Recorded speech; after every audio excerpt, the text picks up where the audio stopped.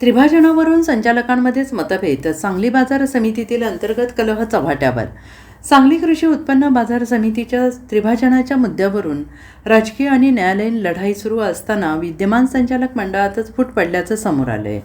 जत, कवठेमहांकाळ आणि मिरज तालुक्यातील संचालकांमध्ये या निर्णयावरून तीव्र मतभेद निर्माण झाले असून आगामी 8 तारखेला कवठेमहांकाळ येथे होणाऱ्या महत्त्वपूर्ण सभेवर काही संचालक बहिष्कार टाकण्याची दाट शक्यता आहे. त्यामुळे बाजार समितीतील अंतर्गत कलह आता चव्हाट्यावर आलेला आहे. राज्य शासनाने सांगली बाजार समितीचे विभाजन करून मिरज, जत आणि कवठेमहांकाळ अशा 3 स्वतंत्र बाजार समित्या स्थापन करण्याची प्रक्रिया सुरू केली आणि या निर्णयाविरोधात विद्यमान संचालक मंडळाने मुंबई उच्च न्यायालयाच्या कोल्हापूर सर्किट बेंचमध्ये धाव घेतली.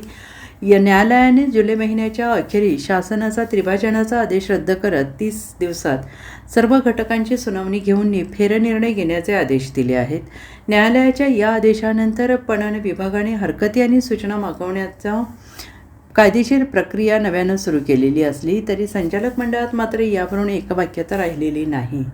कवठेमहांकाळ येथे होणाऱ्या सभेला त्रिभाजनाला विरोध करणारे काही संचालक अनुपस्थित राहून आपली नाराजी व्यक्त करण्यापूर्वी शक्यता आहे. असं असताना दुसरीकडे मिरज तालुक्यातील अनेक सहकारी संस्था आणि ग्रामपंचायतीकडून सांगली बाजार समितीचे त्रिभाजन करावे अशा मागणीचे ठराव वेगाने मंजूर करून ते शासनाकडे पाठवले जात आहे. त्यामुळे एका बाजूला जत, कवठेमहांकाळचा विरोध आणि दुसऱ्या बाजूला मिरज तालुक्यातून मिळणारा पाठिंबा अशा खात्रीत बाजार समिती अडकली असून आगामी सुनावणीकडे सगळ्यांचे लक्ष लागून राहिलेलं आहे. Bureau report, SBN Marathi, Sangli.